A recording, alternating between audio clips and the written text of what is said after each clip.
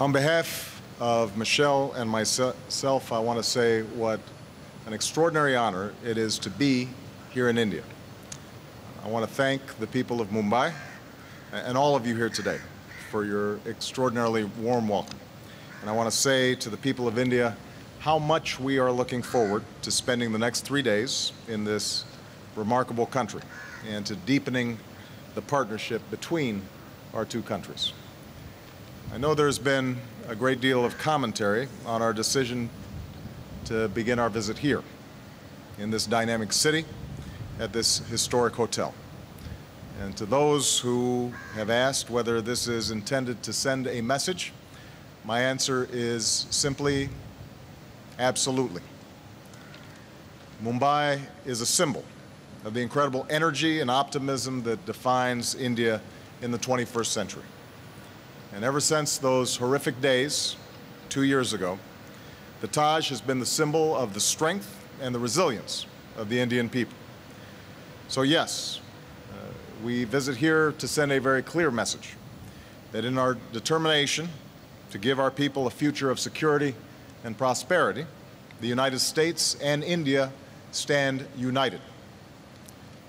A few moments ago, Michelle and I had the opportunity to visit the memorial here and to honor the memory of those who were lost.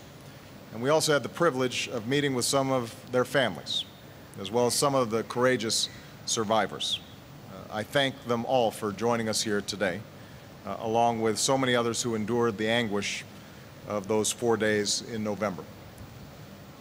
We'll never forget the awful images of 26/11, including the flames from this hotel that lit up the night sky. We'll never forget how the world, including the American people, watched and grieved with all of India. But the resolve and the resilience of the Indian people during those attacks stood in stark contrast to the savagery of the terrorists. The murderers came to kill innocent civilians that day. But those of you here risked everything to save human life. You are strangers who helped strangers, hostages who worked together to break free and escape, hotel staff who stayed behind to escort guests to safety, including the hotel manager, even after he lost his own family, a nanny who braved the bullets to protect a young boy, and Indians in uniform who stopped the carnage and whose colleagues made the ultimate sacrifice. The perpetrators wanted to pit believers of different faiths against one another, but they failed. Because here in Mumbai, the diversity that is India's strength was on full display. Hindus, Sikhs, Christians, Jews, and Muslims protecting each other, saving each other, living the common truth of all the world's great religions, that we are all children of God.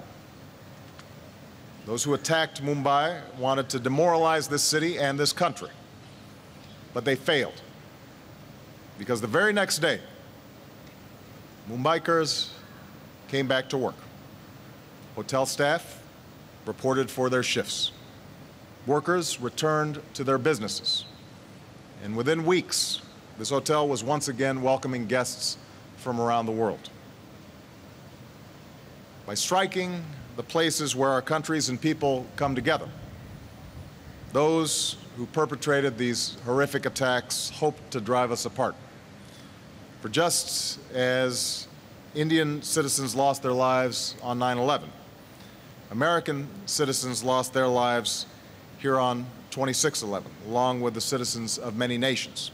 And just as our people prayed together at candlelight vigils, our governments have worked closer than ever, sharing intelligence, preventing more attacks, and demanding that the perpetrators be brought to justice. Indeed, today, the United States and India are working together more closely than ever to keep our people safe. And I look forward to deepening our counterterrorism cooperation even further when I meet with Prime Minister Singh in New Delhi. We go forward with confidence, knowing that history is on our side.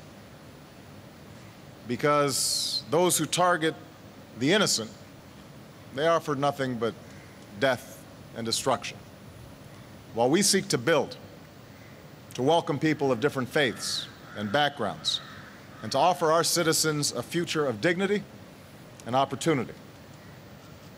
That is the spirit of the gateway behind us, which in its architecture reflects all the beauty and strength of different faiths and traditions, and which has welcomed people to this city for a century. That is the hope that in towns and villages across India, across this vast nation, leads people to board crowded trains and set out to forge their futures in this city of dreams. And that is the shared determination of India and the United States, two partners that will never waver in our defense of our people or the democratic values that we share. For just as your first Prime Minister said the day that the father of your nation was taken from you, we shall never allow that torch of freedom to be blown out, however high the wind or stormy the tempest. We believe that in America, and we know you believe it here in India. God bless you, and thank you very much.